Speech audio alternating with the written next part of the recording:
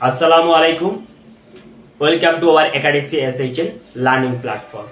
আজকে নবম দশম শ্রেণীর গণিত থেকে এক সেট ও ফাংশনের একটি ম্যাথ দেখাবো।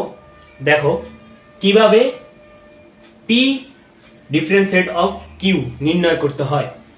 তাহলে ডিফারেন্স সেট মানে হচ্ছে বাদ, মানে পি এর উপাদান যেগুলো থাকবে সেগুলো থেকে কিউর উপাদানগুলো বাদ যাবে। তাহলে দেখো আমরা আগে লিখি অ্যান্সার কি হবে। দেওয়া আছে, আমাদের শুরুতে লিখতে হবে দেওয়া আছে, দেওয়া আছে, দেওয়া আছে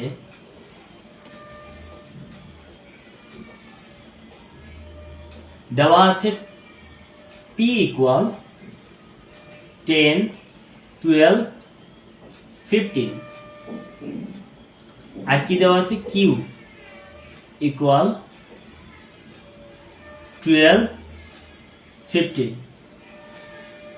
ঠিক আছে। আচ্ছা, এখন আমরা এটা লিখবো P difference set of Q.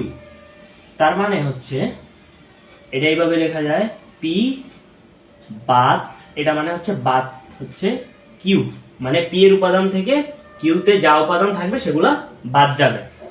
আচ্ছা, বন্ধনী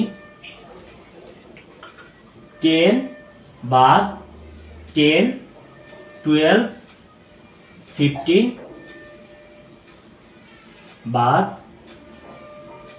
কিউ হচ্ছে 12, 15। আচ্ছা, এখন দেখো এটা হচ্ছে আমার পি এর উপাদান, এটা হচ্ছে কিউ এর উপাদান। এখন এই 12 এবং 15 এই উপাদান থেকে যদি ম্যাচ হয় তাহলে এগুলা বাদ যাবে, যা থাকবে সেটা আসবে। এটার নাম হচ্ছে পি ডিফারেন্স কিউ। তাহলে এখান থেকে 12, 15, 12, 15 যেহেতু আমার ম্যাচ করছে তার মানে এগুলা বাদ, তাহলে শুধু কি 10।